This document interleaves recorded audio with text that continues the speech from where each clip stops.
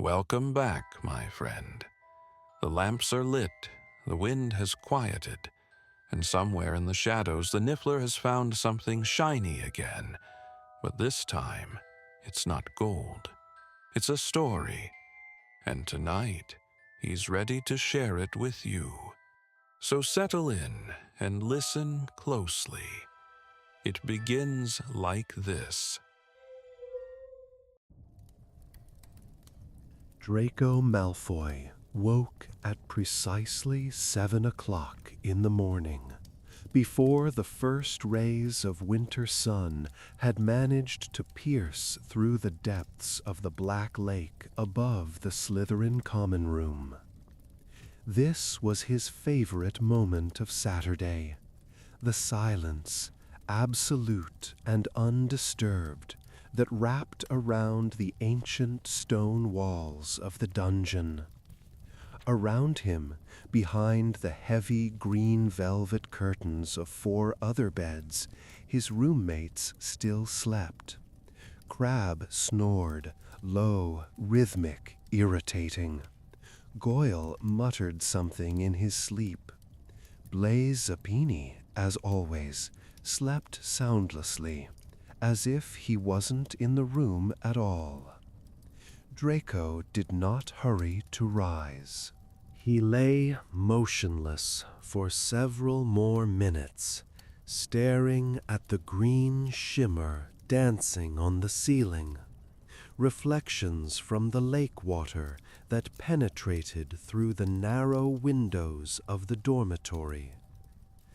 These reflections were the only source of light in the room, and they gave everything around a strange, almost unreal tint.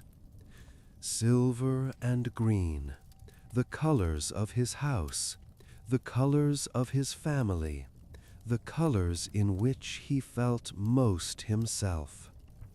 Finally, he threw back the duvet, heavy velvet, with the embroidered Slytherin crest, and silently lowered his feet onto the cold stone floor. The cold pleasantly pricked his soles, finally chasing away the remnants of sleep. Draco reached for the bedside table, where his wand lay on a silver tray. Hawthorn wood, unicorn hair, 10 inches. It fit perfectly in his palm, familiar and obedient, like an extension of his own hand. With one unhurried movement, he pulled on his dressing gown, dark green silk with silver trim, and quietly, almost soundlessly, left the dormitory. The corridor of the common room was empty. Torches on the walls burned dimly, casting long, trembling shadows on the ancient stone. Draco loved these morning hours when Hogwarts had not yet woken, when the castle belonged only to him. The Slytherin bathroom, located in a separate wing of the common room, was spacious and cold. High vaulted ceilings, decorated with carvings in the form of intertwined serpents, reflected the slightest sound. An enormous mirror in a silver frame occupied the entire wall opposite the entrance. Draco approached one of the sinks, white marble with silver taps in the shape of snakes, and looked carefully at his reflection. His hair was slightly tousled from sleep, but even so, it retained its characteristic platinum shade. Eyes, gray, cold, attentive, looked back at him from the mirror. He ran his palm across his cheek, feeling barely noticeable roughness, and nodded with satisfaction. Still too early for shaving, but in a day he would need to. Draco slowly removed his dressing gown, carefully hung it on a silver hook by the mirror, and stepped into the shower. The water was hot, almost scalding, exactly as he liked it. Steam instantly filled the space, enveloping him in a white veil. He closed his eyes, allowing the water to run down his shoulders, down his back, washing away the remnants of sleep and vague dreams. The Slytherin bathroom always smelled of cedar and something tart, slightly cold, perhaps lake water that seeped through the walls. Draco took a silver bottle from the shelf, shampoo specially ordered by his mother from some French shop. The scent was subtle, barely perceptible, something between mint and eucalyptus, with a light note of something woody. He poured a small amount into his palm and began to massage his scalp with slow, thorough movements. This was almost meditation, the sensation of water, foam, scent, silence. Here, in this steamy cocoon, one could think about nothing. Not about Father with his eternal expectations. Not about the Dark Lord, whose presence became more tangible with each passing month. Not about Potter, with his irritating righteousness and unbearable luck. Here there was only him, Draco Malfoy, and this brief, precious moment of peace. After the shampoo came conditioner, also from the same series. He left it on his hair for a minute, exactly as much as was written on the bottle, then rinsed it thoroughly. Precision in everything. This was one of his most important traits, something Father had taught him since childhood. Do everything flawlessly, or don't do it at all. Coming out of the shower, Draco took a towel, white, soft, with an embroidered silver serpent in the corner, and dried himself thoroughly. Then he approached the mirror, which had managed to fog up slightly, and ran his palm across the surface, dispersing the steam. His reflection looked back at him again, now with wet hair stuck to his forehead. On the glass shelf under the mirror stood a neat row of bottles and jars. Draco methodically set to work. First, face lotion, light and quickly absorbed. He poured a few drops into his palm, rubbed them together, and distributed them across his face in circular motions. His skin immediately became softer, acquired a barely noticeable glow. Then hand cream. Mother always repeated that hands were the first thing noticed in society. Hands must be well groomed, nails clean and neatly trimmed. Draco examined his hands in the mirror. Long fingers, pale skin, no calluses, except for barely noticeable marks from holding a broomstick. He nodded with satisfaction. Then he took a comb, also silver, with the Malfoy crest on the handle, and began to comb his hair. This required a certain skill. His hair was fine and straight, prone to tangling. He combed it slowly, starting from the ends and gradually working up to the roots. Each movement was precise, considered. Then a small amount of gel, rubbed between his palms, distributed through his hair. Not too much so it wouldn't look greasy, but not too little either, so the hair wouldn't lie in disarray. The perfect balance.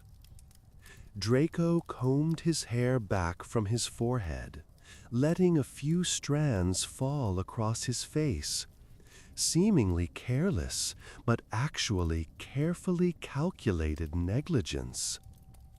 He looked in the mirror from all angles, tilting his head to the right, then to the left. Perfect. He returned to the dormitory as silently as he had left. His roommates were still asleep. Crabbe now lay on his stomach, face pressed into the pillow. Goyle had turned onto his side. Blaise had not changed position. He always slept motionlessly, like a carved statue. Draco approached his wardrobe, enormous, carved, inlaid with silver serpents. He opened the doors and thoughtfully looked at the rows of clothing. Saturday meant a day off, no uniform, the possibility of wearing something of his own choice. He ran his fingers along the fabrics, feeling the texture: silk, wool, fine cashmere.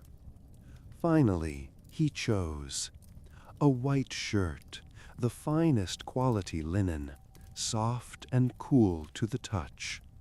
Dark green trousers, wool, perfectly tailored, fitting like a glove. A gray jumper, cashmere, thin but warm, with a V-neck. And of course, a coat, black, long, lined, with silver buttons, engraved with the Malfoy crest. He dressed slowly, savoring the process.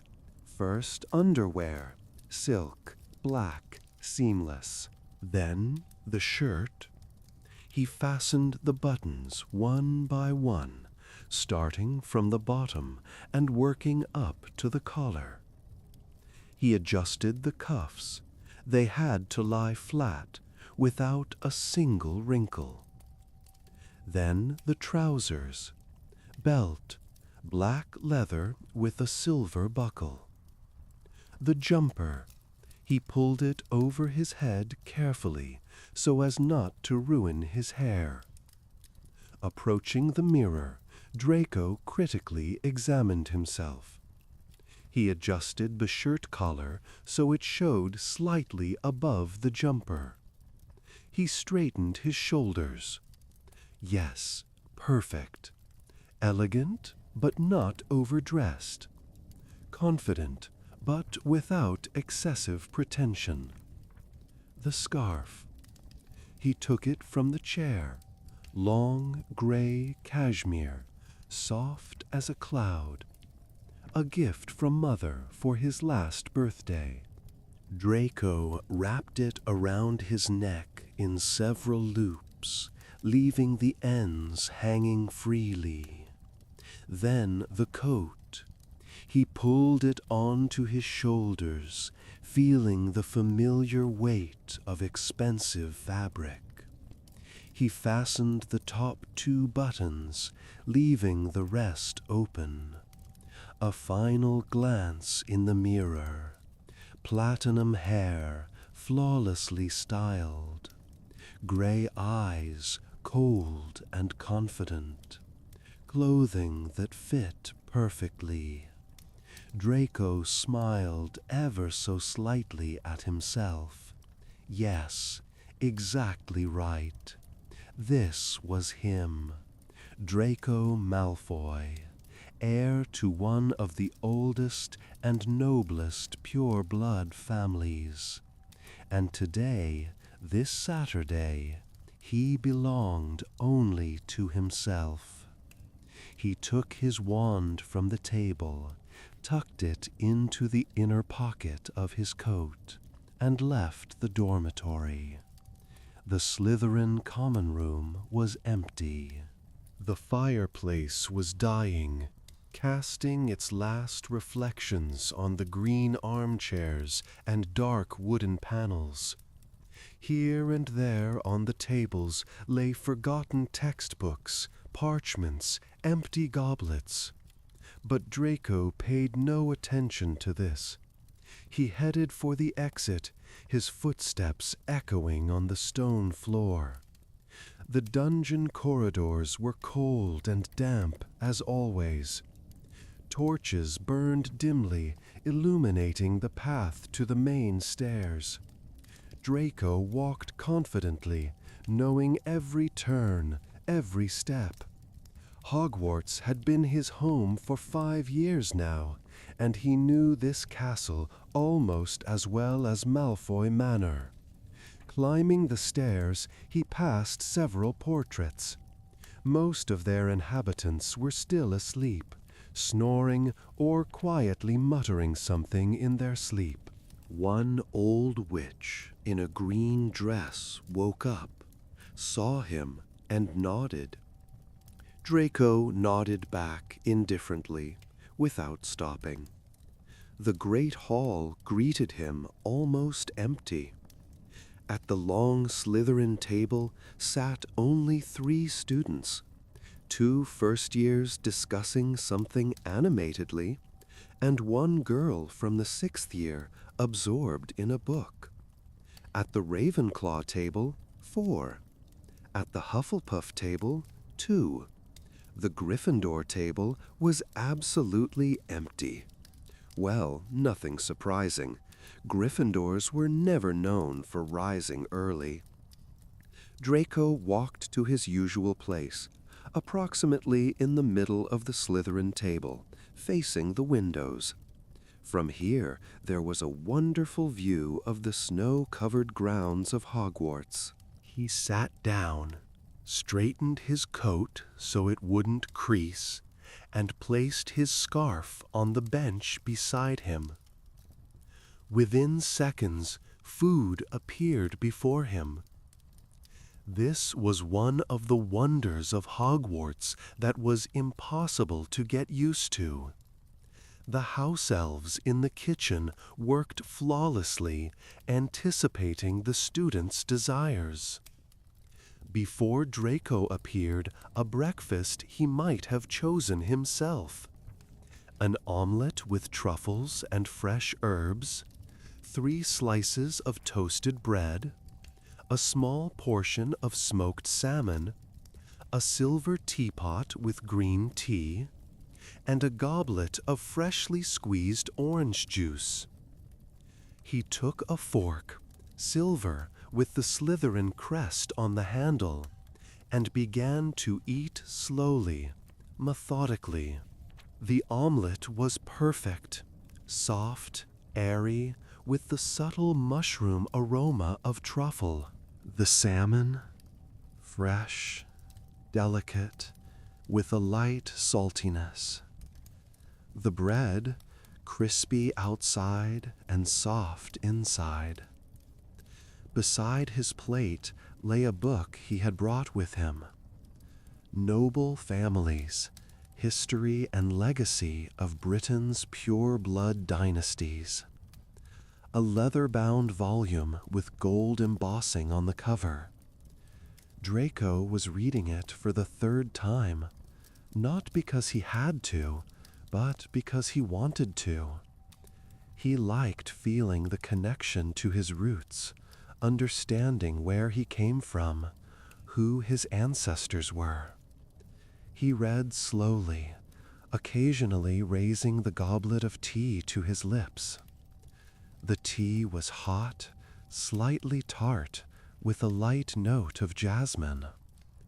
Draco read about the Malfoy dynasty, about how they came to Britain with William the Conqueror in 1066, about how they had always been on the side of the victors, always knew how to adapt, survive, prosper. Outside the windows, dawn began to break. The sky gradually changed color. from deep dark blue to pale gray, then to gentle pink. The first rays of winter sun touched the mountain peaks in the distance, illuminating them with cold, golden light. The snow on the grounds of Hogwarts sparkled as if someone had scattered millions of diamonds across it. Draco looked up from his book and gazed out of the window. The beauty of this moment was almost painful, cold, perfect, unattainable. Exactly as he liked it. He had always felt a special connection with winter. Perhaps it was because of the color of his hair, similar to frost, or because of the grayness of his eyes, reminiscent of winter sky. Or perhaps simply because winter demanded refinement, preparation, control, all the things he had been taught since birth. He finished his omelet, drank his tea, carefully wiped his lips with a napkin, white, embroidered with a silver letter S. Then he closed his book, placed it under his arm, and rose from the table. The number of students in the great hall had increased slightly, but it was still not crowded. Someone yawned. Someone laughed loudly at the Hufflepuff table. Draco paid them no attention. He left through the main doors of the great hall and found himself in the entrance hall. It was colder here. Huge stone walls, high ceilings, marble stairs leading to the upper floors. Filch, the caretaker, stood by the doors, glowering at several first years running up the stairs. Mrs. Norris, his cat, sat nearby, fixing her malevolent gaze on the students. Draco headed for the entrance doors. They were enormous, oak, weighted down with iron hinges. He pushed one leaf. It yielded heavily, creaking open just enough to let him through. And then it happened. Cold air struck his face, sharp, fresh, smelling of snow and pine trees. Draco stopped on the threshold, closed his eyes for a moment, then opened them again. Before him spread winter Hogwarts, magical, unreal, breathtaking. Everything was covered in snow. Paths, clearings, greenhouse roofs, the crowns of trees in the forbidden forest in the distance. The snow glistened in the morning sun, shimmering with thousands of shades, from pure white to blue, from silver to pink where the light fell. Draco stepped onto the stone steps leading down. Under the soles of his boots, the snow crunched, a pure, crystalline sound that could only be heard on a frosty winter morning. He slowly descended the stairs, feeling how the cold air penetrated under his coat, under his jumper, touched his skin. But he was not cold. On the contrary, it was invigorating, bracing, felt like a reboot of all senses. Draco inhaled deeply.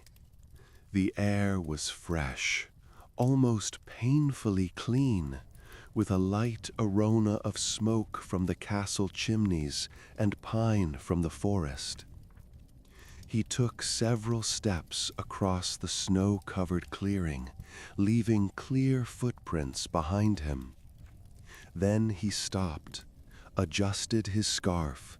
The wind had loosened it slightly, and one end almost touched the snow. Draco wrapped the scarf more tightly, straightened the collar of his coat, ran his hand through his hair. At that moment, snow began to fall. Not avalanche-like, not heavily, just a few snowflakes appearing from nowhere, slowly descending from the dark sky, as if dancing to music only the wind could hear. One snowflake fell on Draco's shoulder. He looked at it. It was perfectly symmetrical, a small creation of natural geometry. Another snowflake fell on his palm when he raised his hand. It melted almost instantly, leaving only a drop of cold water. Another snowflake settled in his hair. Draco felt its touch, barely noticeable, almost imperceptible. He did not brush it off. Let it lie there. Let it become part of this moment, this perfect winter morning when he stood here, alone in an empty Hogwarts, and the whole world belonged only to him. He slowly turned to face the castle, looking at the tall towers, at the spires, at the multitude of windows sparkling in the sun. Hogwarts looked almost like a postcard, magical, ancient, unshakable. Draco smiled, ever so slightly, just with the corners of his lips. This was his day, his Saturday, his time. And it was only just beginning. Draco returned to the castle only to collect his broomstick, Nimbus 2001, a gift from Father in his second year when he had joined the Slytherin team as Seeker. At the time, it had been the fastest broomstick on the market, and even now, 3 years later, it remained flawless. He kept it in perfect condition, regularly polishing the handle, checking the balance charms, tending to every twig in the tail. The broomstick lay in his personal storage in the dormitory, a special locker with protective charms that Father had commissioned in his first year. Draco retrieved it, ran his palm along the smooth handle, feeling the familiar texture of the wood. The broomstick seemed to respond to his touch, a barely noticeable tremor, a vibration, as if it had been waiting and longing for flight. He left the common room, broomstick in hand, and headed for the Quidditch pitch. The castle corridors were gradually filling with students. The sunny Saturday was luring them from their beds. Someone laughed. Someone noisily discussed plans for the day. Someone simply wandered the corridors with a sleepy appearance. Draco paid them no attention. He walked confidently, holding the broomstick vertically, its tail barely touching the floor. Stepping outside, he felt that the temperature had risen slightly. The sun stood higher than before, and although the air was still frosty, it no longer bit quite so sharply. The snow underfoot had become softer, more yielding. Draco walked along the path to the Quidditch pitch, leaving clear tracks behind him. Around him, emptiness. Most students were still having breakfast or preparing to go to Hogsmeade. No one was going to train so early. And this was exactly what Draco needed. He loved training alone, without the shouts of the team captain, without the presence of other players, without the need to coordinate his actions with anyone else. Just him, the broomstick, and the sky. Pure, unblemished freedom. The Quidditch pitch greeted him with absolute silence. The stands were empty, covered in snow. 3 tall hoops on each side of the pitch stuck up into the sky, their rings slightly coated with frost. Draco approached the center of the pitch, placed his broomstick on the snow, and drew his wand. "Tergio," he said, pointing his wand at the broomstick. The spell worked instantly. A few snowflakes that had managed to stick to the tail vanished. The broomstick was flawlessly clean again. Draco pocketed his wand, took the broomstick in both hands, and mounted it. The sensation was familiar, comfortable. The broomstick suited his height and weight perfectly, the handle lying exactly where it needed to. He pushed off lightly from the ground and took flight. The first moment was always the best. The feeling of separation from the earth, when gravity loses its hold over you, when you are no longer bound to this world by the laws that govern ordinary people. Draco rose 5 meters, then 10, then 15. Cold air whipped his face, scattered his hair, penetrated beneath his coat. He rose higher still, 20 meters, to the height of the upper stands. From here, the pitch looked different, smaller, more manageable. Draco made a slow circle over the pitch, feeling how the broomstick obeyed the slightest movement of his body. Lean right, and the broomstick turned smoothly. Lean left, and it instantly changed direction. This was unity, a symbiosis of human and magical object. He gained a bit more altitude, rising to the level of the hoops. One of the rings was directly in front of him, a wide circle, 1.5 meters in diameter. Draco accelerated, flew through the hoop with precision to the centimeter, not touching the ring. Then he turned sharply, dived down, gained altitude again, and flew through the second hoop, then through the third. This was warm-up, preparation. His body was gradually getting used to the cold, to the speed, to the height. Muscles that had been slightly stiff for the first few minutes relaxed, became flexible and obedient. His breathing evened out, his heartbeat rhythmically, calmly. Draco stopped in mid-air at a height of 20 meters, hovering motionless. The broomstick trembled beneath him, barely noticeably, with impatience, as if asking to continue. He looked down at the snow-covered pitch, then up at the pale blue sky. A few clouds drifted slowly, white and fluffy. The sun shone brightly, though it gave no warmth. The time had come. Draco had been practicing one particular maneuver for several weeks now.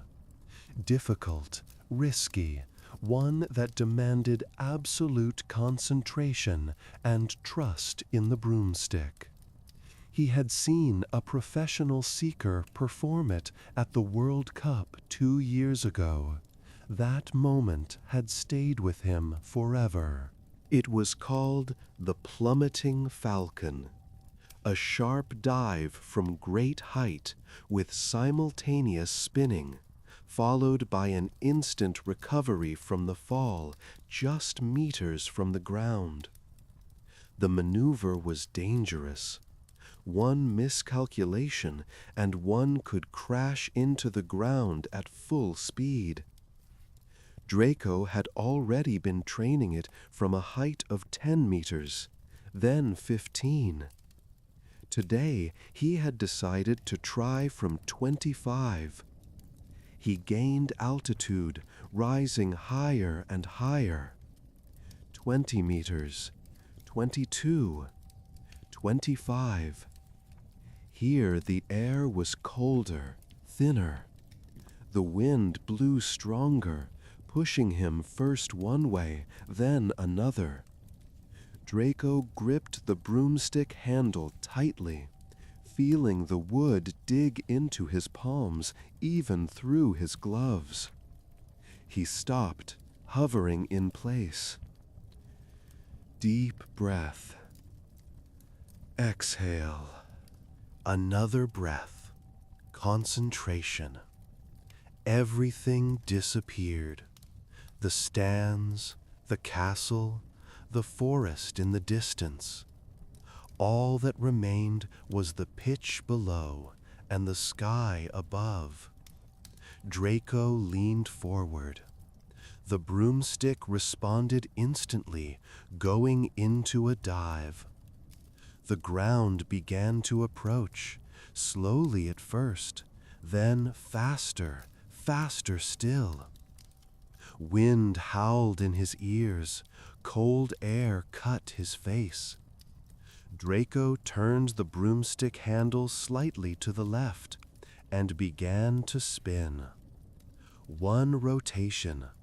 The pitch whirled around him, a white blizzard of snow, dark outlines of stands, a bright spot of sun. 2 rotations. Speed was building, the ground approaching. 3 rotations. His heart pounded in his chest, but not from fear, from excitement, from adrenaline, from the pure primal joy of speed. 4 rotations. The ground was close now, too close. 1 more second and it would be too late. Draco sharply pulled the broomstick handle towards himself, simultaneously leaning back with his whole body. The broomstick reacted instantly. The dive changed to horizontal flight. He shot over the snow at a height of just 2 meters, raising behind him a cloud of snow dust that sparkled in the sun. Draco soared upwards, made a loop, descended again. His heart still beat rapidly. His breathing was quick. But he had done it. Executed the maneuver perfectly, without a single mistake. He stopped in midair at a height of 10 meters, hovering motionless. A smile touched his lips, not wide, not demonstrative, but quiet, personal. Satisfaction spread warmly somewhere inside his chest. He had done it. Draco spent the next hour practicing other elements. Sharp 90-degree turns, zigzag flight between the hoops, hovering in place with simultaneous 360-degree rotation. Every movement had to be precise, every maneuver flawless.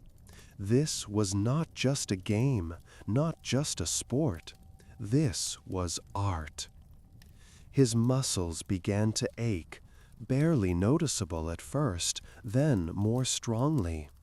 His arms grew tired from the strain. His legs went numb from constantly gripping the sides of the broomstick. But Draco did not stop. One more maneuver. One more loop. One more dive. Finally, when the sun had risen almost to its zenith, he decided it was enough. Draco descended smoothly to the ground, dismounted from the broomstick, and for a moment simply stood, feeling solid earth beneath his feet. His legs trembled from fatigue, his arms felt lifeless, but inside there was a deep, quiet satisfaction. He looked at his broomstick. The tail was slightly covered in snow, the handle cold from the frost. Draco drew his wand, spoke the cleansing charm again, then added a warming spell. The broomstick glowed faintly with warm golden light, which faded after a few seconds. "Thank you," he said quietly, stroking the handle.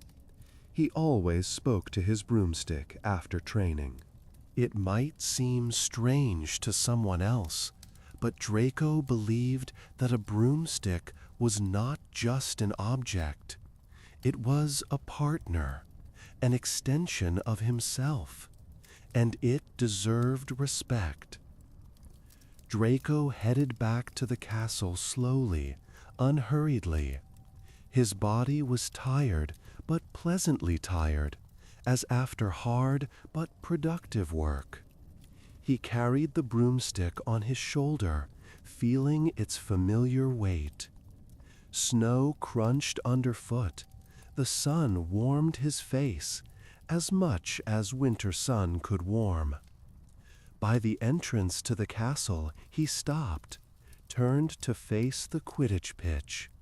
From here, it looked peaceful, empty, motionless. Hard to believe that just minutes ago he had been flying there, taking risks, practicing maneuvers that most students would never dare to attempt. He smiled, again with that quiet, personal smile, and entered the castle. Draco left his broomstick in the common room, quickly changed. The shirt under his jumper was damp with sweat, and he was not about to go to Hogsmeade looking like that. A new shirt, dark gray, slightly lighter than the morning one. The same jumper, the same coat, the same scarf. A quick glance in the mirror, hair slightly disheveled from the wind. He ran his hand through it, straightened a few strands. Not bad. He could go. The path to Hogsmeade took about 20 minutes on foot. The track was well trodden. By lunchtime, quite a few students had already managed to walk there. Draco walked without hurrying, enjoying the stroll. Around him spread the winter landscape. Snow-covered fields, bare trees throwing their branches into the sky. In the distance, the outlines of the forbidden forest. The air smelled of snow and smoke from the Hogsmeade chimneys. Somewhere ahead, voices could be heard. A group of students walking in the same direction. Draco recognized them by their laughter. Hufflepuff's third or fourth year. He did not quicken his pace to catch up with them, nor did he slow down. Simply walked at his own pace, maintaining distance. Hogsmeade greeted him with noise and movement. Students rampaged along the main street, entering Zonkos, emerging from honeydukes with bags of sweets, jostling by the Gladrag's window. Draco bypassed the crowd, heading for the Three Broomsticks, the only place in the village where one could sit peacefully and have a bite to eat. The pub was almost full. Students of all houses sat at tables, mixing in a motley mass. Draco stopped in the doorway, cast his gaze around the hall. Most seats were taken, but his favorite table, in the far corner, by the window, slightly apart from the main hubbub, was free. This always surprised Draco. That table seemed to wait for him, remained free even on the busiest days. Perhaps it was coincidence, or perhaps other students subconsciously sensed that this was his place. He walked to the table, removed his coat, hung it on the back of the chair along with his scarf. Sat down, facing the window. From here, there was a wonderful view of Hogsmeade's main street, of the snow-covered roofs of little houses, of students scurrying to and fro, of shop signs swaying in the wind. "Good afternoon, dear," came a familiar voice. Madame Rosmerta, the pub's landlady, stood by his table with a smile on her face. She was a beautiful woman, somewhere in her 40s, with luxuriant chestnut-colored hair and warm brown eyes. Draco always treated her with respect, though somewhat distantly. "Good afternoon, Madame Rosmerta," he replied, nodding slightly. "The usual, hot butterbeer and a roast beef sandwich?" Draco smiled. She remembered. Of course she remembered. He had been ordering the same thing for 3 years running. "Yes, please." "I'll bring it right away, dear." She walked away, disappearing into the crowd. Draco leaned back in his chair, folded his arms across his chest, and looked out of the window. On the street, Lavender Brown and Parvati Pottle ran out of honey ducks, laughing and waving large bags. Somewhere further along, Seamus Finnegan and Dean Thomas were jostling by Zonko's window. A group of first years, whom Draco did not recognize, ran along the street, throwing snowballs. All this seemed so distant, so different. These students lived in a different world, a world of carefree days, where the biggest problem was choosing between a chocolate frog and Bertie Bott's every flavor beans. Draco sometimes envied them, though he would never admit it. Within a few minutes, Madame Rosmerta returned with a tray. A tall goblet of hot butterbeer, steam rising from it, and a large sandwich on a plate, thick slices of fresh bread, layers of tender roast beef, lettuce leaves, thinly sliced onion, bitter horseradish. "There you are, dear. Enjoy." "Thank you." Draco took the goblet in both hands, raised it to his lips.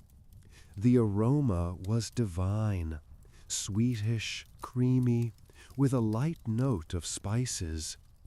He took a sip. The beer was hot, but not scalding, sweet, but not cloying, the perfect balance. Warmth spread through his chest, descended into his stomach. Draco closed his eyes for a moment, savoring the sensation. After an hour in the frosty air, this was exactly what was needed. He put the goblet on the table and took up the sandwich.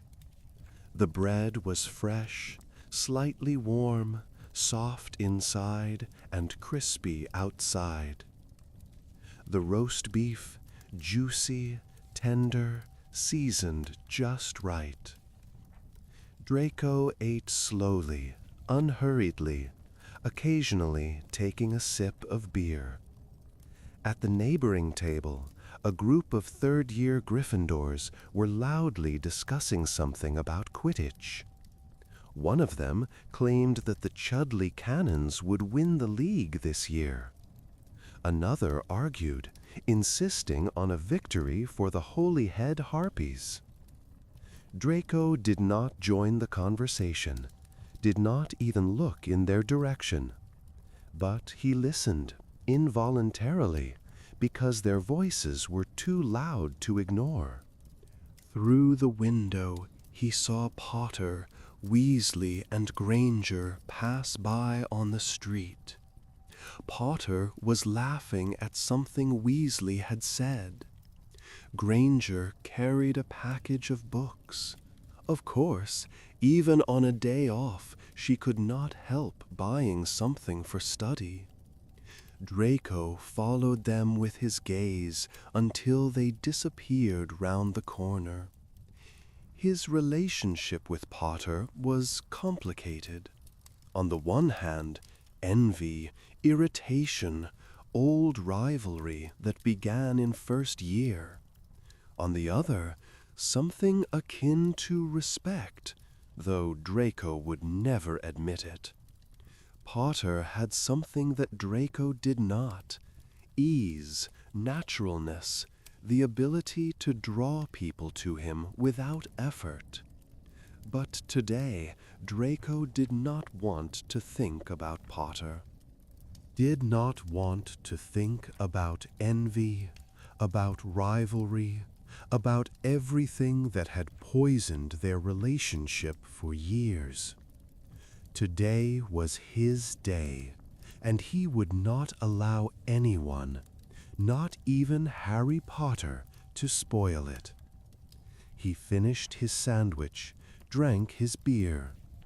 The warmth in his stomach remained, pleasant and soothing. Draco leaned back in his chair, looked out of the window. On the street, snow had begun to fall again, fine, barely noticeable, like powder dust. He sat like that for several more minutes, simply watching the street, the people, the snow. Not thinking about anything specific, just being in this moment. This was a rare sensation: peace, contentment, the absence of any need to do something, hurry somewhere, prove something to someone. Finally, he rose, pulled on his coat, wrapped his scarf around his neck, left a few sickles on the table, more than the order cost, but Madame Rosmerta deserved a good tip, nodded to her in farewell as he passed the bar, and went out onto the street. Cold air struck his face again, but now it did not seem so sharp. Draco walked along Hogsmeade's main street, hands in his coat pockets, scarf wrapped tightly around his neck. He did not enter any shops, did not buy anything, simply walked, looking at windows, at students, at snow-covered roofs. Somewhere ahead, Neville Longbottom emerged from a shop with a large pot in his hands, probably something for herbology. He nearly dropped it when snow slid off a roof and fell on his head. Draco smiled, ever so slightly to himself. Typical Longbottom. The road back to the castle seemed shorter than the journey there. Perhaps because Draco walked faster, or perhaps simply because time flew by unnoticed when thoughts were calm. He returned to Hogwarts when the sun had already begun to tilt towards the horizon, though it was still far from sunset. The day was half-lived, and so far it had been perfect. Draco stopped by the entrance to the castle, turned to face the setting sun. The sky had begun to change color, from pale blue to gentle pink near the horizon. Snow on the grounds of Hogwarts sparkled in the rays of the setting sun. He breathed in deeply the cold air, feeling his lungs fill with freshness. Then he turned and entered the castle, into the warmth, into the silence of the corridors, into what awaited him for the rest of this day. Draco did not return immediately to the common room. Instead, he left the castle through a side exit, the one that led to the slope by the Black Lake. Most students did not know about this exit, or simply did not use it, because it was hidden behind a tapestry depicting a unicorn hunt. But Draco had discovered this place back in his second year, when he had been searching for ways to avoid the crowds in the corridors. The slope was covered in snow, uneven, untrodden, glistening. Draco walked carefully, stepping so as not to slip. The cold gradually thickened. The closer to the lake, the lower the temperature became. It had always been so. Water, even frozen, radiated a special cold, different from simply frosty air. The lake spread before him, enormous and motionless. The surface was frozen near the shore. A thick layer of ice stretched about 20 meters from the edge. Further out, the water was dark, almost black, hence the name. Somewhere there, in the depths, was the underwater entrance to the Slytherin common room. Draco often thought about it. How strange to live underwater, to see through windows not sky, but the depths of the lake, green reflections instead of sunlight. He found the place he had been looking for, a small clearing between two old willows that leaned towards the water. From here, there was a view of both the lake and the castle. It jutted up on the cliff, its towers rising into the sky, windows sparkling in the rays of the sun that had already begun to decline towards the horizon. Draco stopped, looked around. Empty, not a living soul. Perfect. He removed his coat, carefully placed it on a wide willow root that protruded from beneath the snow. Then he removed his scarf, placed it atop the coat. He remained in his gray jumper and shirt. Cold air immediately penetrated through the fabric, touched his skin. Draco paid no attention to this. What he was about to do demanded freedom of movement, and the coat would have been in the way. He drew his wand from his trouser pocket, weighed it in his palm. Hawthorn wood, unicorn hair. It was an extension of his will, an instrument of his magic. Draco closed his eyes for a moment, gathered his thoughts. What he had conceived was complex, not dangerous. He was not about to summon fire or cast curses, but complex in another sense. It demanded precision, imagination, absolute concentration. He was going to create a sculpture, not a snowman, not something primitive and childish, something beautiful, something that would reflect him, his aesthetic, his understanding of beauty. Draco opened his eyes, looked at the snow before him, a thick layer, undisturbed, clean, a blank canvas for creativity.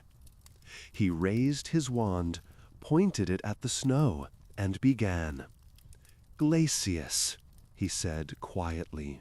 The spell struck the snow, and it instantly transformed into ice, transparent, glistening, solid.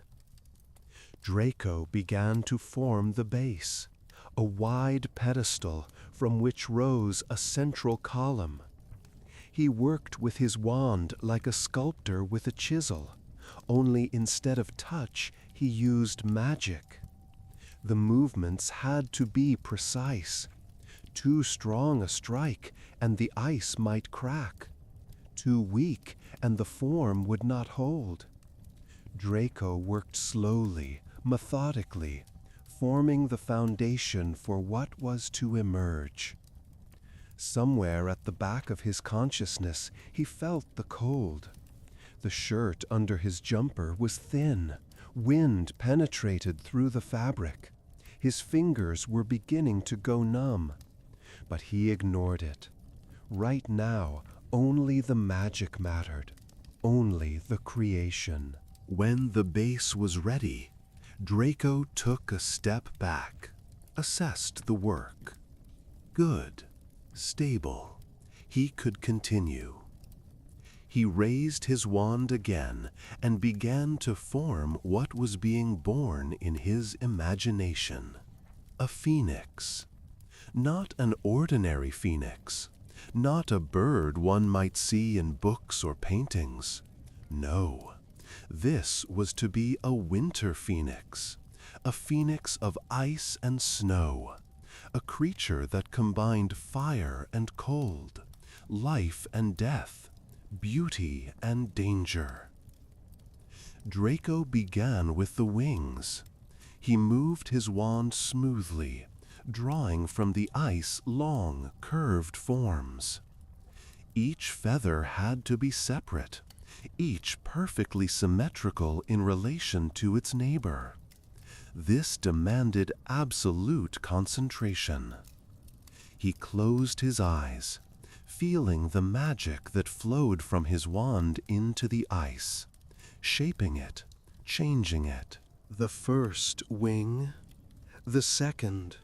They rose from the base, wide, powerful, spread as if the bird was preparing to take flight.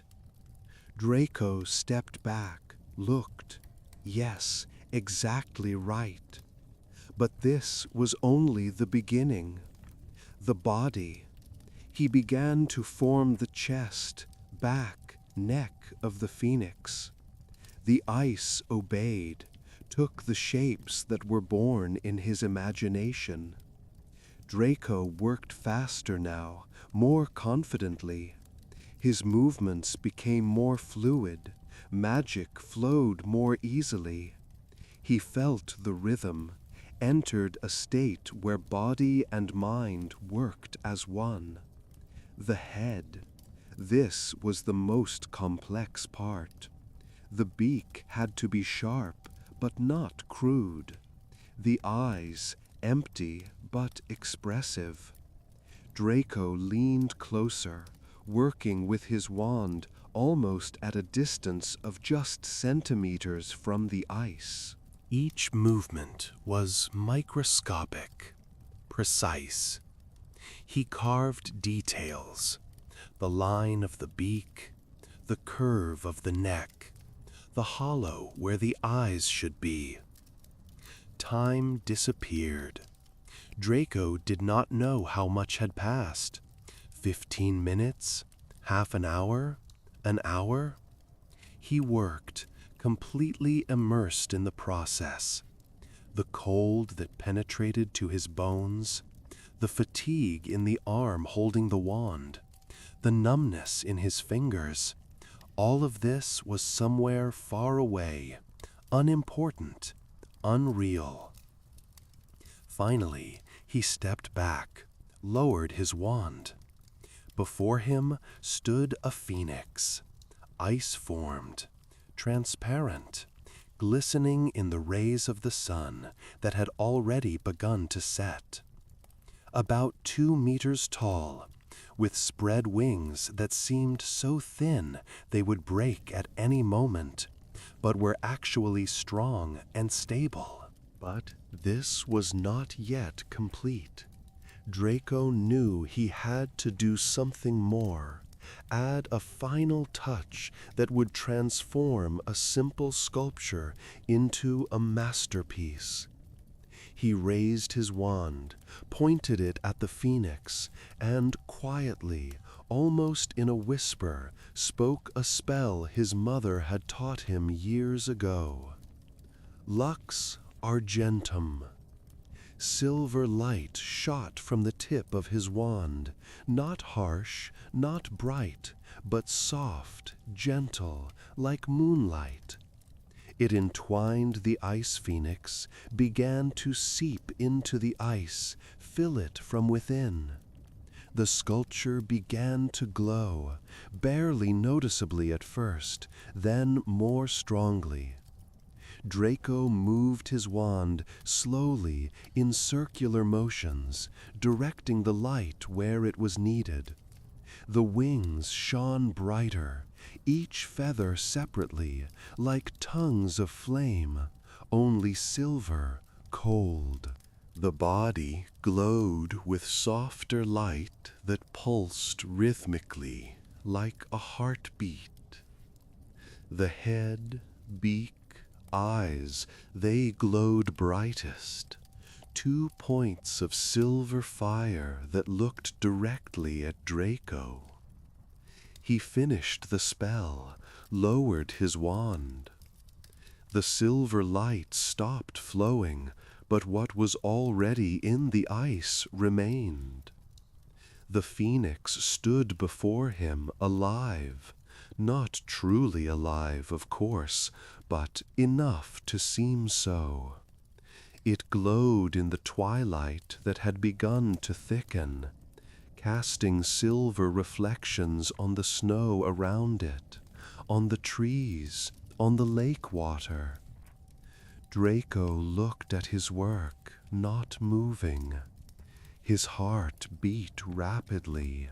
His breathing was quick, not from fatigue, from something else, from pride, from satisfaction, from the realization that he had created something beautiful, something unique, something that had not existed before. He took a step forward, reached out his hand, touched the phoenix's wing. The ice was cold, smooth, almost warm where the silver light glowed. Under his fingers he could feel magic. It pulsed, lived, breathed. Beautiful, Draco said quietly to himself.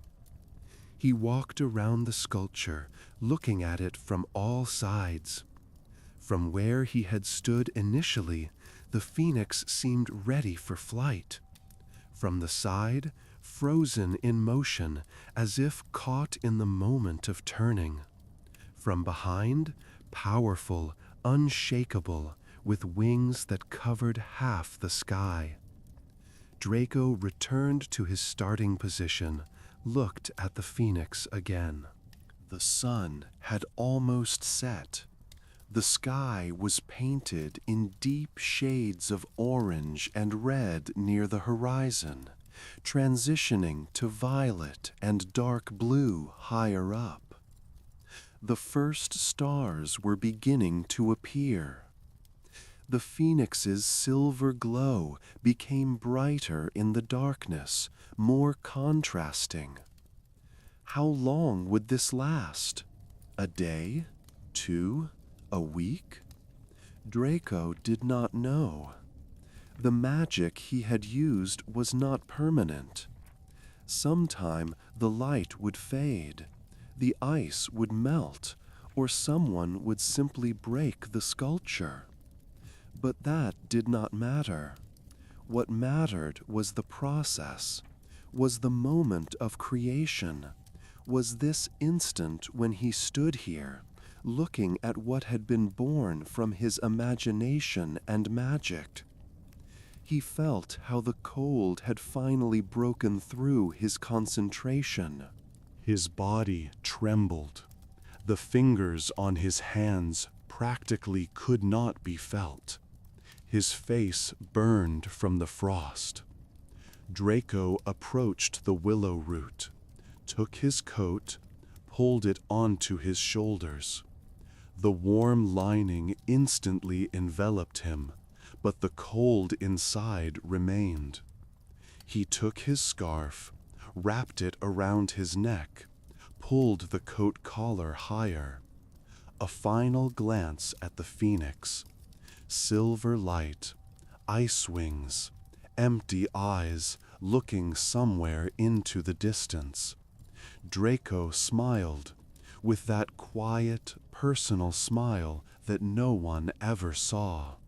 Then he turned and walked back to the castle. The great hall during dinner was noisy and crowded. Tables groaned with food, roasted meat, baked vegetables, potatoes, gravy, bread, cheeses, fruit. Smells mingled in the air, creating a thick, saturated atmosphere. Students made noise, laughed, discussed the day's events. Draco sat in his usual place at the Slytherin table.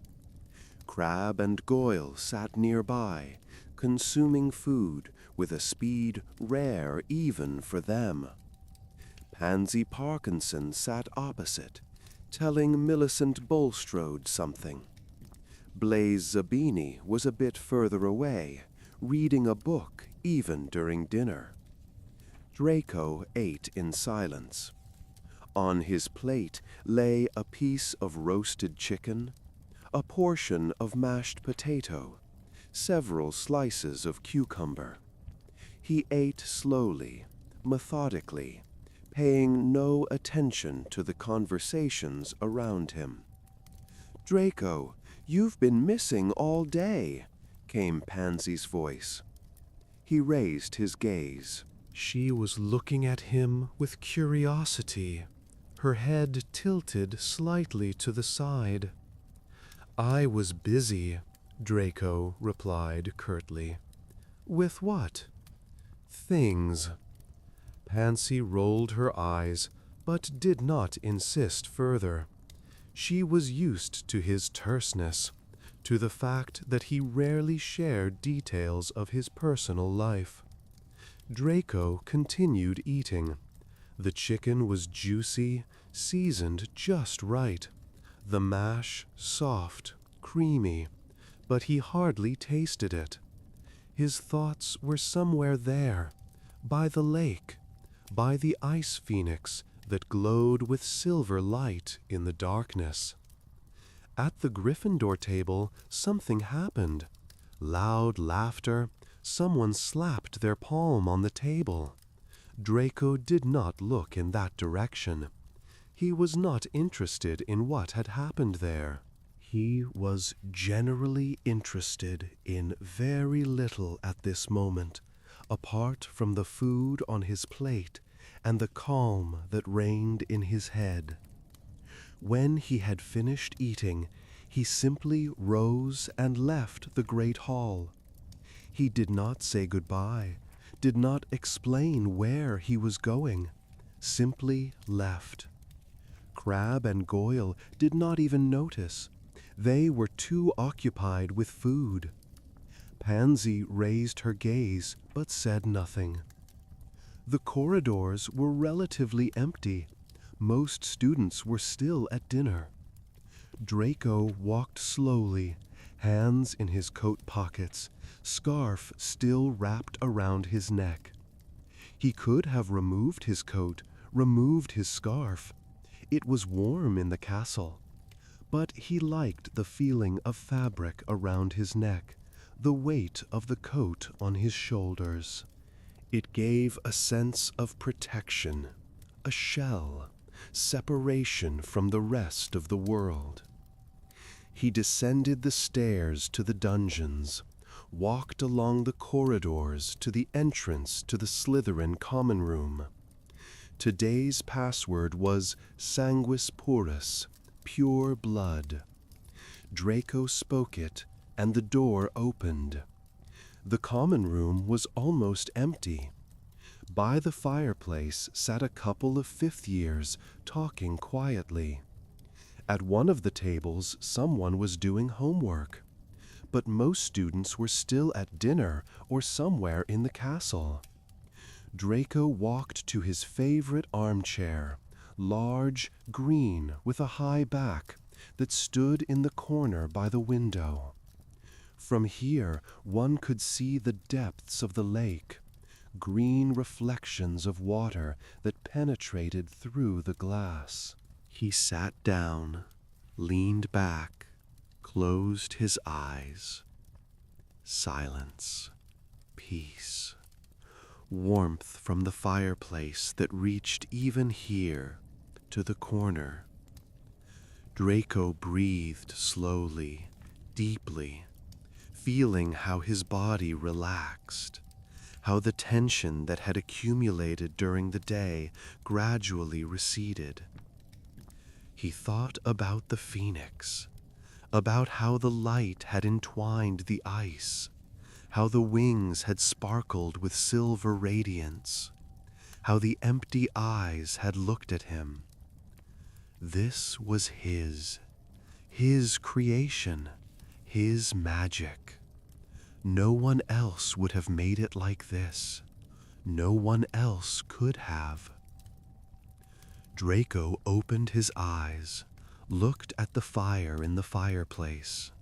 Flames danced, casting shadows on the walls, on the furniture, on the faces of students sitting nearby.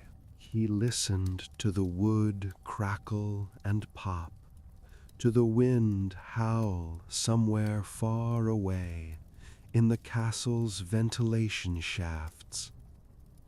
The day had been long, full, but good, perhaps one of the best in recent times.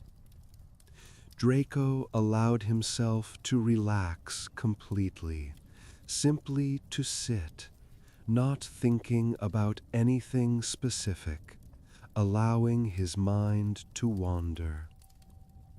Outside the window, the depths of the lake darkened. The sun had finally set. Night had fallen. Here and there, fish swam past, their shadows gliding across the glass. Draco watched them, fascinated by their smooth movement, their quiet grace. Time passed. Gradually, the common room filled with students returning from dinner. Someone made noise, someone laughed, someone simply passed by, heading to the dormitories. Draco paid them no attention. He sat in his armchair, wrapped in the silence of his corner, looking now at the fire, now at the lake, now simply into emptiness. The day was not yet finished. There was still the night, and Draco knew what he would do when the right time came. Draco had gone to the dormitory around 10 o'clock, but he could not sleep. He had been lying in bed for nearly an hour now, staring at the green shimmer on the ceiling, reflections from the lake water dancing in the darkness. Around him came sounds. Crab snored as always. Goyle muttered something in his sleep. Blaze breathed quietly and evenly. But Draco could not sleep, though his body was tired. His mind was too active, overflowing with impressions from the day. Flight on the broomstick, the sensation of speed and height, the warmth of butterbeer at the 3 broomsticks, creating the phoenix, how silver light had entwined the ice, how magic had flowed through his wand in his hand. All of this churned in his head, giving him no peace. He turned onto his side, then onto the other, closed his eyes, tried to switch off his thoughts. It did not work. Finally, somewhere around 10 o'clock, Draco gave up. He threw back the duvet, rose silently from bed. The darkness in the dormitory was thick, almost dense. Draco took his wand from the bedside table, whispered, "Lumos." Soft light flooded the space around the tip of his wand. He approached the wardrobe, took out his dressing gown, the same dark green silk one he had worn earlier that morning. He pulled it on, tied the belt. Then, quietly, trying not to wake the others, he left the dormitory. The Slytherin common room was still lit. The fireplace burned, casting warm orange reflections on the furniture and walls. Several students still sat at the tables, someone finishing homework, someone simply reading. In the armchairs by the fireplace, 2 sixth years were playing wizard chess, their pieces battling on the board with dull thuds. Draco walked to his favorite armchair by the window, sat down. He extinguished the light from his wand. There was enough light here from the fireplace. He leaned back, placed his wand on the armrest, looked at the depths of the lake beyond the window. Night underwater looked different from day, darker, more mysterious, with rare flashes from some deep-dwelling creatures that glowed with their own light. Draco sometimes saw them, small points of green or blue light that slowly drifted past the window. What they were, fish, algae, something else, he did not know and did not try to find out. He liked the mystery.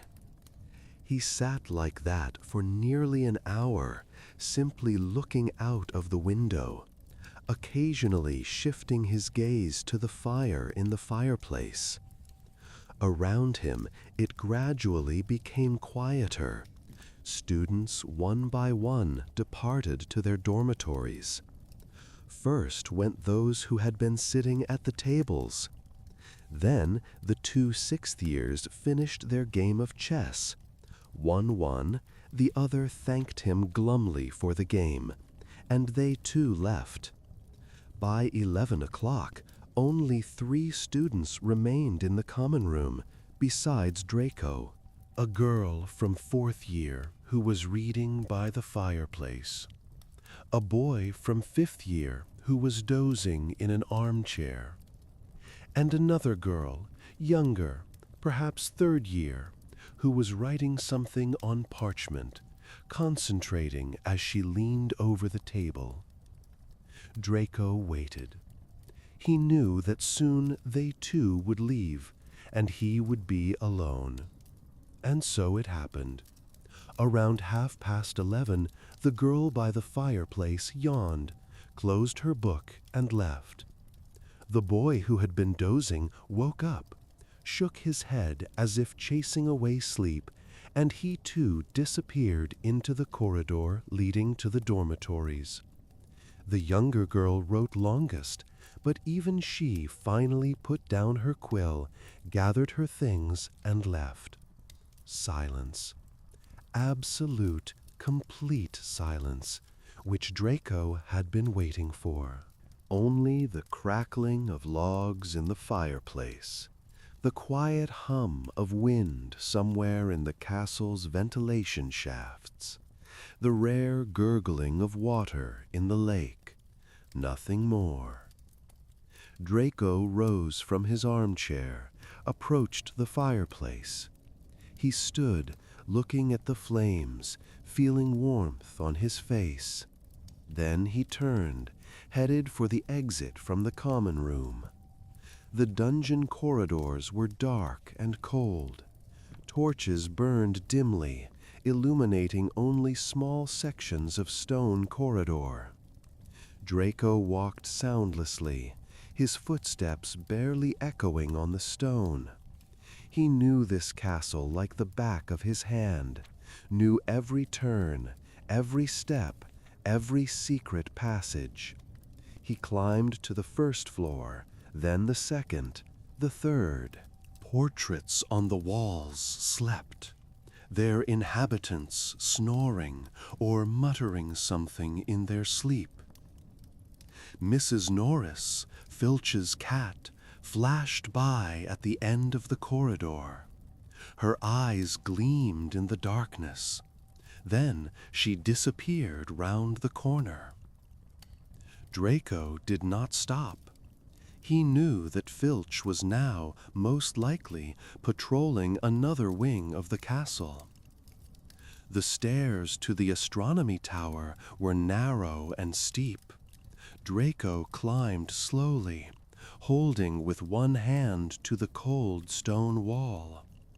His wand lay in the pocket of his dressing gown, ready for use if he should suddenly meet anyone, a professor, a prefect, or Filch himself.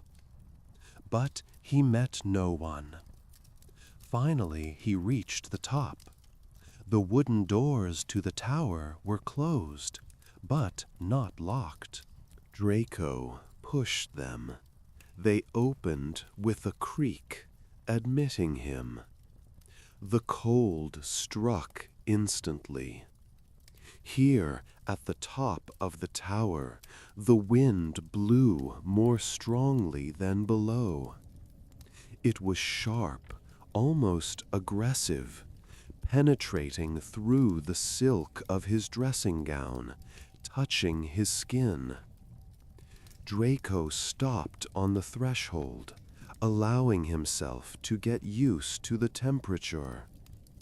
Then he stepped onto the tower, feeling cold stone beneath his bare feet. Yes, bare. He had not put on anything, leaving the common room. This was unwise, perhaps even dangerous, but he liked the feeling of cold beneath his feet, the feeling of direct contact with the castle. The Astronomy Tower was a circular platform with a parapet that wrapped around it along the perimeter. In the center stood several telescopes covered with sheets. Around, empty, motionless, quiet. Draco approached the parapet, placed his palms on the cold stone. Before him opened a view that took his breath away. Hogwarts lay below, spread across the mountainside, its windows glowing with dim yellow light. The roofs were covered with snow that sparkled in the moonlight. Further, the castle grounds, snow-covered clearings, dark outlines of the forbidden forest, the silver ribbon of the Black Lake.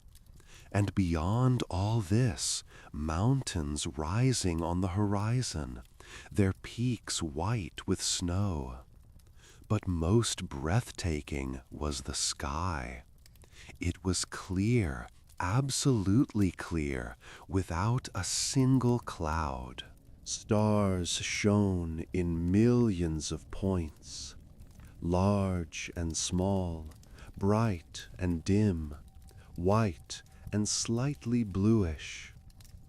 The Milky Way stretched in a wide band across the entire sky, its billions of stars merging into a luminous veil.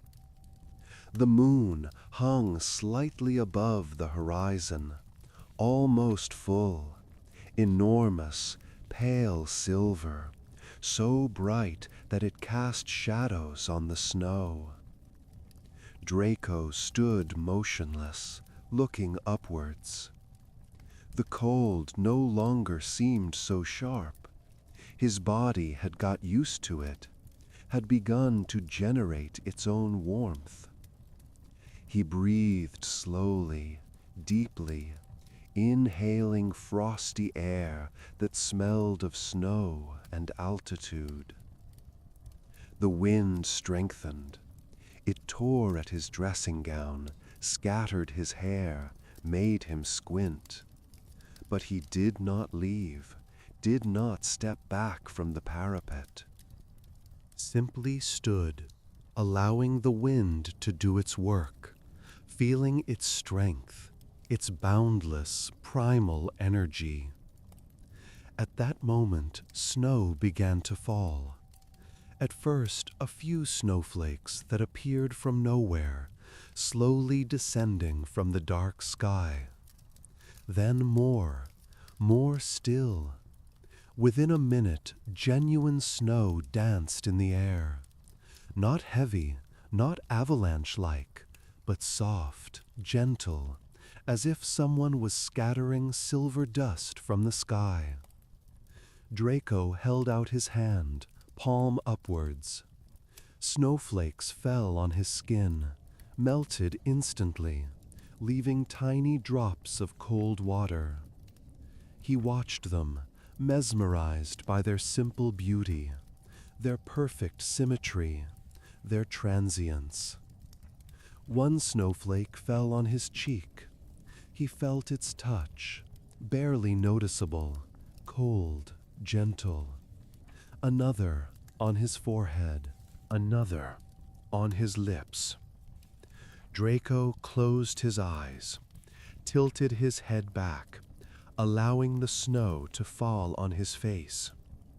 This was like a blessing, like cleansing, like something primal and sacred that had no name, but was so real it could be felt in every cell of his body. He stood like that for several minutes, simply feeling. Cold on his skin, wind in his hair, snow on his face, stone beneath his feet, height beneath him, sky above his head. He felt all of this simultaneously, and it was overwhelming, almost painful in its intensity. Draco opened his eyes, looked at the sky again. Stars glowed through the falling snow, their light trembling and shimmering.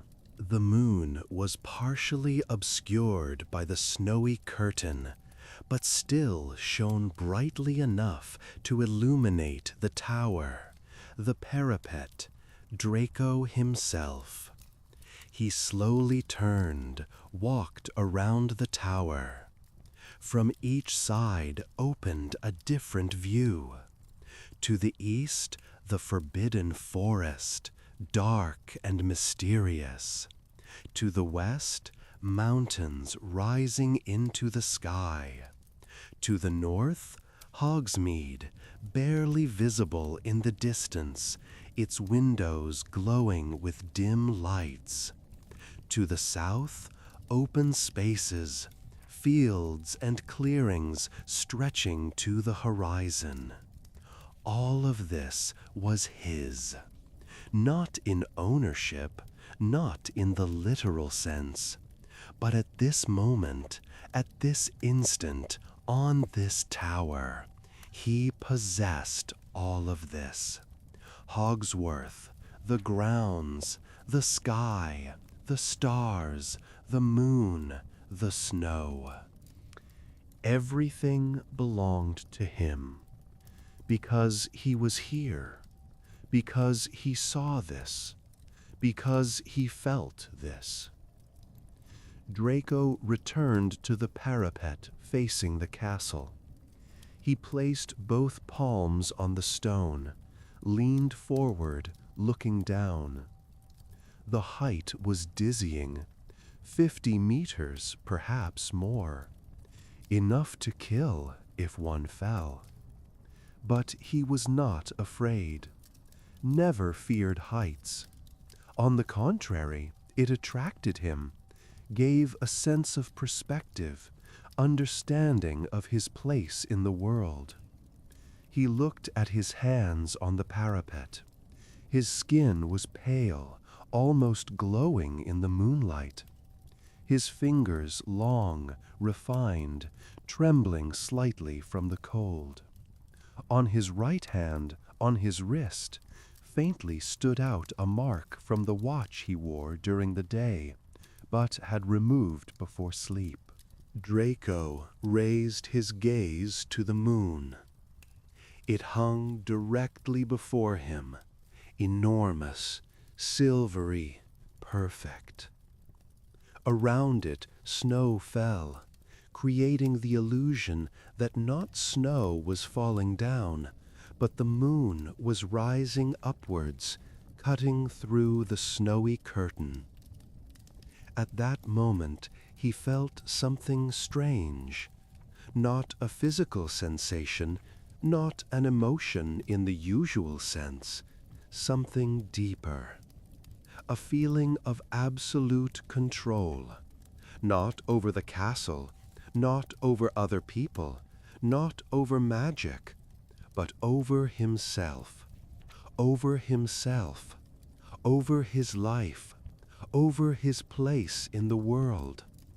Today, on this day, he had been free. Free from father's expectations, from the pressure of the Malfoy name, from the eternal rivalry with Potter, from the need to prove his worth every second. Today, he had simply been Draco, not an heir, not a Slytherin, not a seeker on the Quidditch team. Simply Draco, a young man standing on a tower beneath a starry sky and feeling himself completely, absolutely alive. The wind strengthened again, tore at his dressing gown, scattered his hair so strongly that it covered his face. Draco ran his hand through it, pushed the strands back. Snow fell more heavily now, in large flakes that whirled in the air, dancing to music only the wind could hear.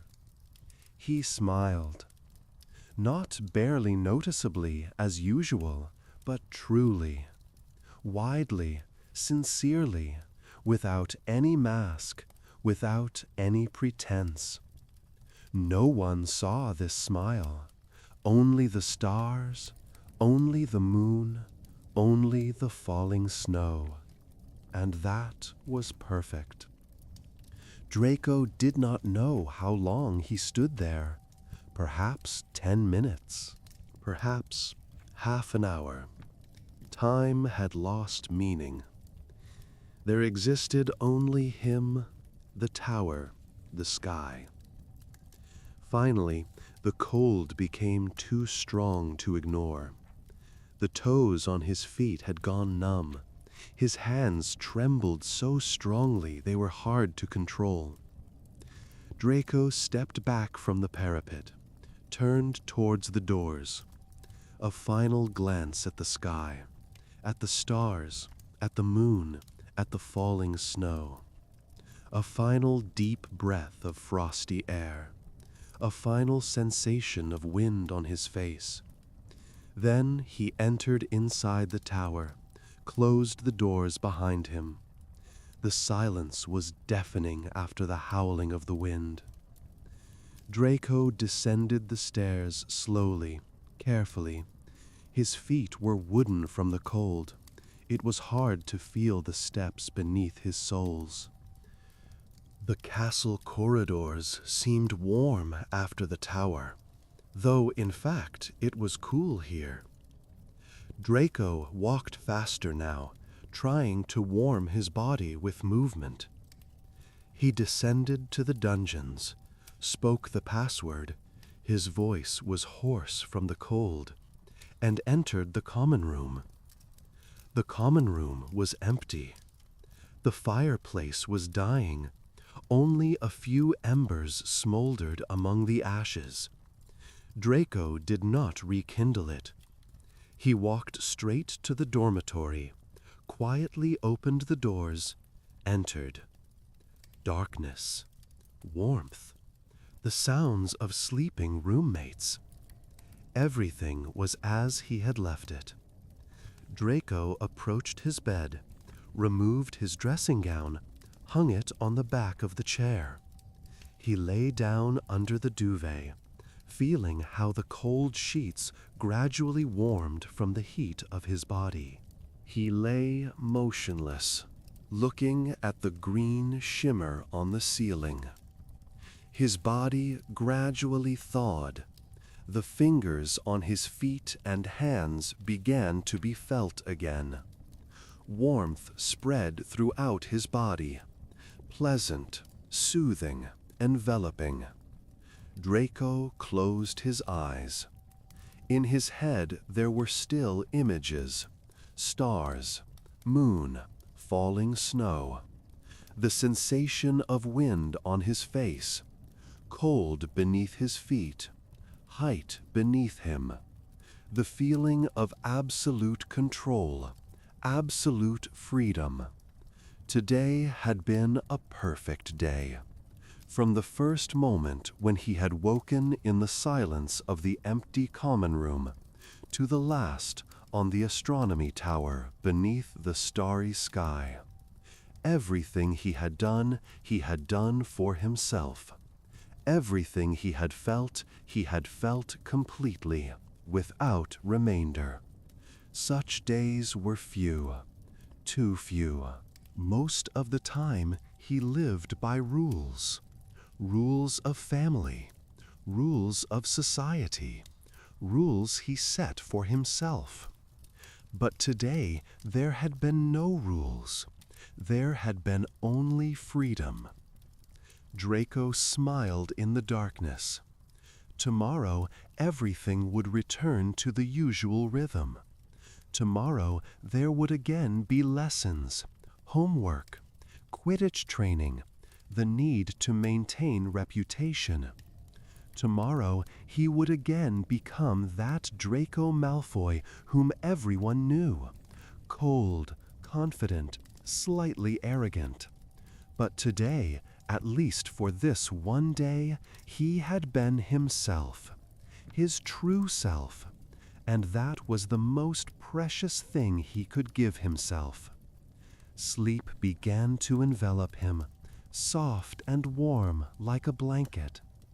The last thought before falling into darkness was of the phoenix, ice-formed, silver, beautiful. It stood there by the lake, glowing in the night. Perhaps now snow was falling on it, covering the wings with a thin layer of white. Perhaps moonlight was reflecting from its icy feathers, creating a rainbow of colors. Draco fell asleep with a smile on his lips, with warmth in his chest, with a deep, profound sense of satisfaction.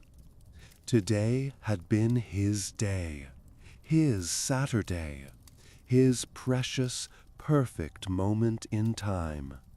And no one ever could take it from him. Somewhere far away, by the black lake, the ice phoenix stood in the darkness. Silver light still glowed in its transparent wings, in its refined body, in its empty eyes that looked at the starry sky. Snow fell upon it, but did not extinguish the light. Wind blew, but did not break it. It stood there, solitary and beautiful, created by magic and imagination, born from cold and snow. A testament to one perfect day, a monument to a moment when someone was absolutely free. And perhaps somewhere in the depths of the castle, A young man with platinum hair slept a peaceful sleep, smiling in the darkness, knowing that he had created something beautiful, something that would outlive this night, something that would remain with him forever.